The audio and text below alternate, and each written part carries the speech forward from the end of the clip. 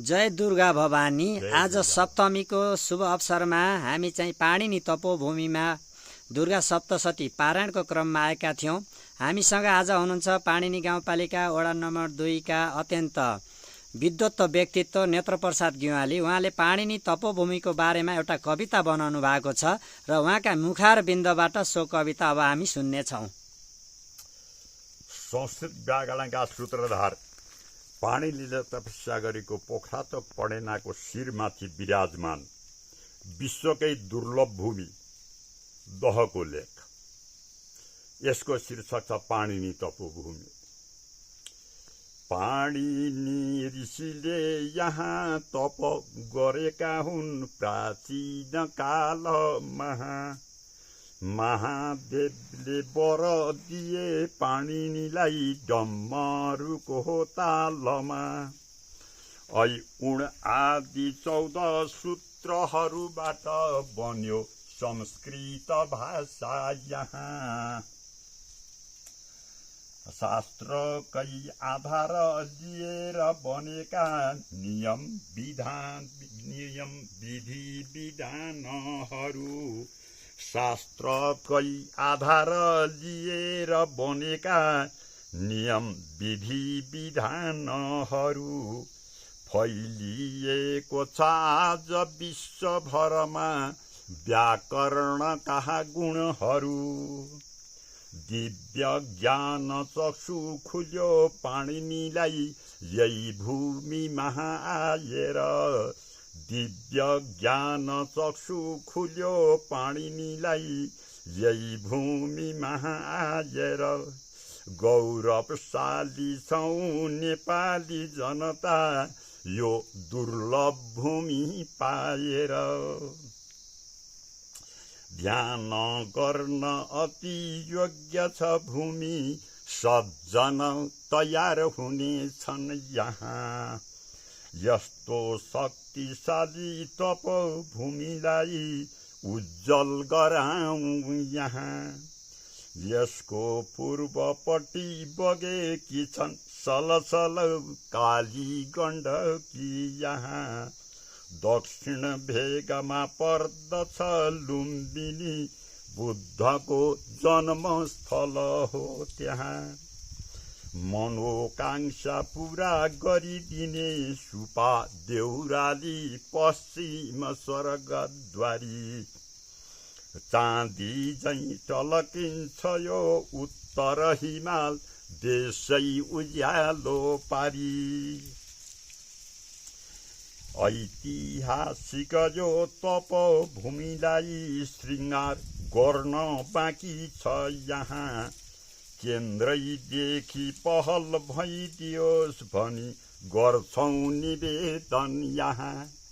केन्द्रैदेखि पहल भइदियोस् भनी गर्छौँ निवेदन यहाँ।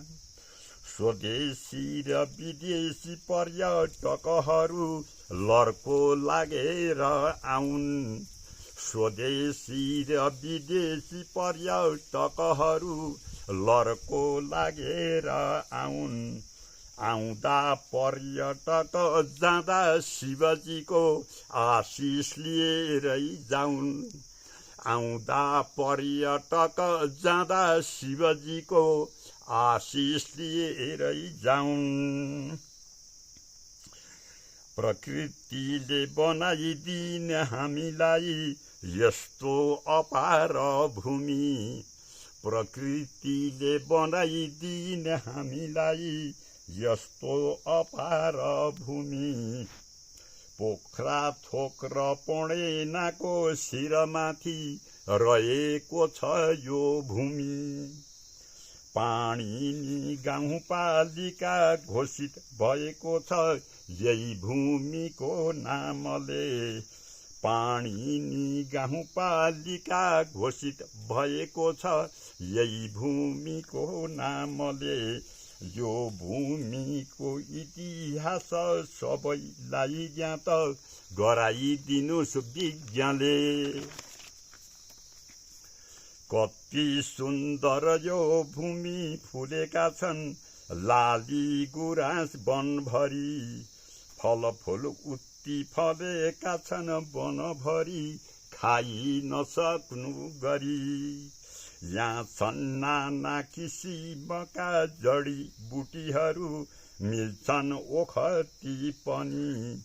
आरोग्य भूमि हो दह भन्दा दुईमा त छैन कसैको पनि। मृग आदि रमेका छन् वरिपरि यहाँ बाँच्छन् कोइली चरी। प्राकृतिक छटाले भरिपूर्ण छ भरि भूमि रह्यो ओझेलमा परी। यो भूमिको माग रहेको छ यहाँ भौतिक सुधार पाऊँ भनी। यो भूमिको माग रहेको छ यहाँ भौतिक सुधार पाऊँ भनी। यसको भौतिक विकास हुँदा बखतमा चम्किन्छ यो ठाउँ पनि।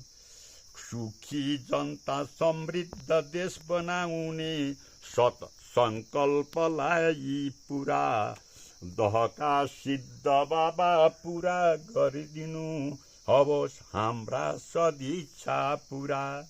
लेख्नु पर्ने कुरा धेरै थिए तर लेखेँ म थोरै यहाँ। यति भन्दै बिदा भएँ मैले नेत्र गेवाली यहाँ। यति भन्दै बिदा भएँ मैले नेत्र गेवालीमा यहाँ। हस्तो जय पाणिनि।